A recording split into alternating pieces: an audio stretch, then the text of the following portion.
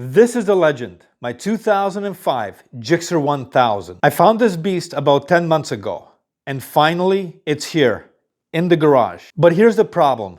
The dash has 0 power, the mileage is unknown, and I legally can't register it. In most jurisdictions, giving false mileage is illegal, and it does carry stiff fines, and possibly jail time. But most important, it hurts resale value. So, I need to find that exact mileage. And in this episode, we're continuing where we left off from the previous episode. And that's the wiring nightmare. The battery acid damaged the electrical system, corroded connections, and the mice chewed wires that left this Gixxer with 0 power. Some people say I was an idiot to buy a used motorcycle, mileage unknown, especially a Gixxer. I might agree, but hey, it's boosted.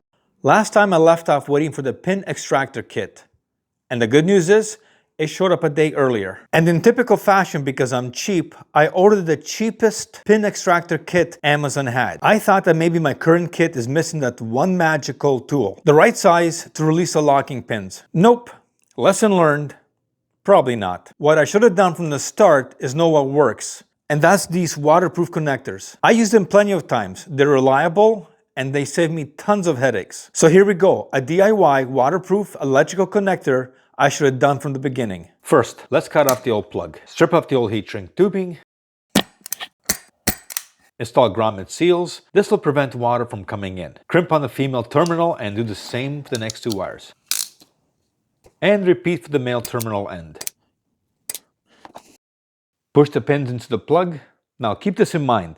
They go in only one way, and if they're in the wrong way, they won't lock in place. All you have to do is pull the pin out, rotate it 180 degrees, and reinsert. Give them a good tug, make sure they're locked. Push grommet seal into plug. Run the wire through the tail section and plug them together. Now that's done. I just need to move down the line and inspect the rest of the connectors.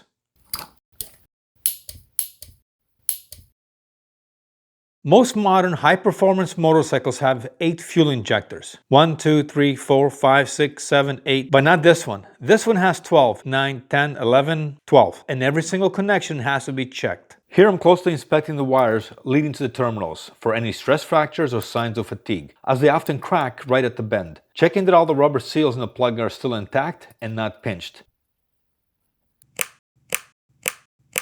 Now this is a lot of work, but it makes me feel good that I know what I'm riding is mechanically sound.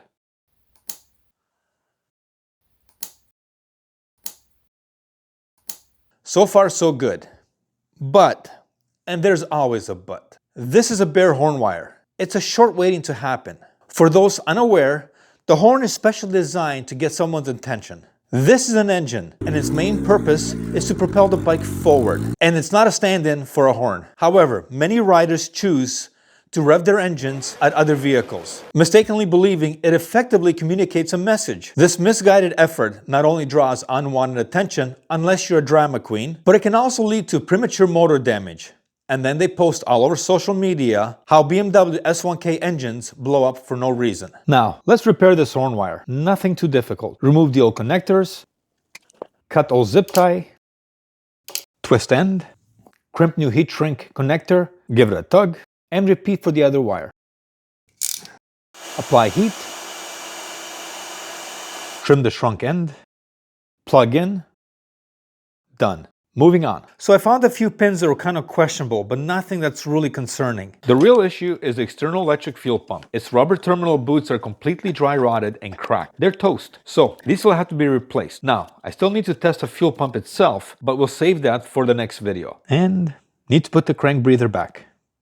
Fuse panel. I remember the old days, you just lift the rear seat or remove a side cover and there it was, right in your face, the fuse panel. But the GSX-R engineers, with their infinite wisdom, decided to mount it behind the front left fairing. I guess for easy access. You know, the kind of easy access where a blown $1 fuse costs you $300 to tow your bike home. Anyway, let's get this fairing off. The panel comes off without much hassle. 5 screws, 3 clips, and it's loose.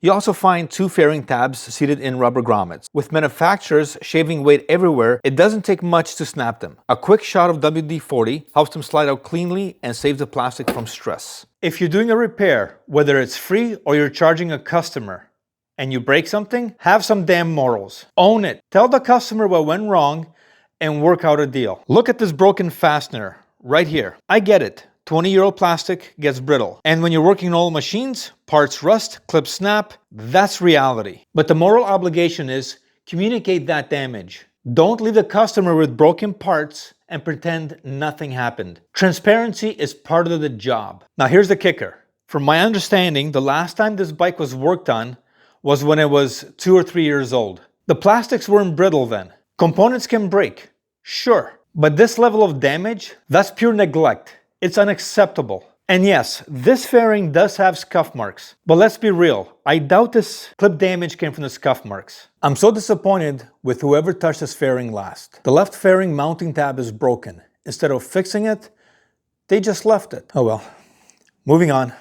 To remove the front fairing, I first have to take off the mirrors. To get the mirrors off, the instrument cluster has to come out, so I can reach the connector plugs for the integrated turn signals. Yeah. Although I have to admit, removing the fairings on a K5 Gixxer, easy. Ducati, pure agony. Why is this hose like this? Guys, if you're working on a bike or anything, it is imperative that you double check everything you touch. This loose wiring, the dangling components. Look, we all make mistakes. I'm walking proof of that. But you have to check your work. Have some pride in what you do. That being said, let's move on to the fuse panel. I need to check every fuse, make sure they're not blown, not corroded, and that the fuse is a correct amp rating. For example, this one here is supposed to be a 10 amp, but it's a 15. Why? Remember this thing? The external fuel pump? Since this bike is turbocharged, it needs significantly more fuel to feed its 4 additional injectors. The factory pump couldn't keep up, so this high volume external unit was installed. Simply upgrading to a higher amp fuse is only safe if the existing wiring can handle the increased load. In this specific case, the 14 gauge wire from the fuse panel to the fuel pump can handle up to 20 amps. Therefore, increasing the fuse rating makes sense here. However, even though the wire can handle up to 20 amps, it's always advisable to leave some safety margin and not go to the absolute maximum. One more item to check, and that's the starter relay assembly. The fuse is a 30 amp, connections look good, and the spare fuse is good. Well now, it's time to install the battery and pull the fuel pump fuse. There's no need to circulate remainder of the 20-year-old fuel. Alright, here we go. The moment we've been all waiting for. The mileage on this machine. What the hell? Not what I expected. Something is definitely wrong somewhere. I checked all the fuses and they were all good.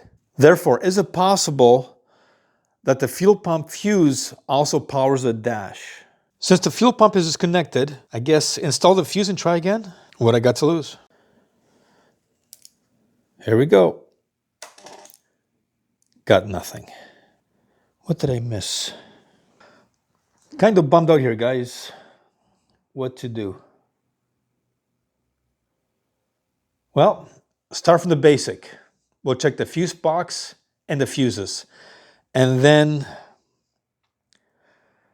the power and negative ground at the dash. See if it's getting power. Well, let's go. What I'm looking for is equal voltage on both sides of the fuse. And this side reads almost 0, meaning blown fuse.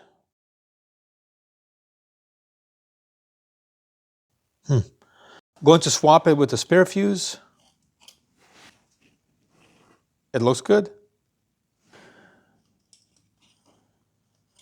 Let's give her a try.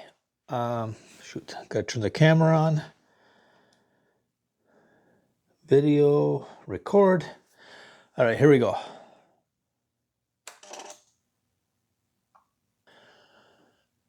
We got it.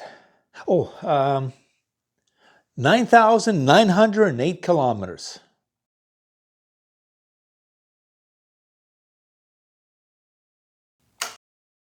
And that's it for this video. Thanks for watching. And remember, always hug your pets because they do make you feel better after a rough day.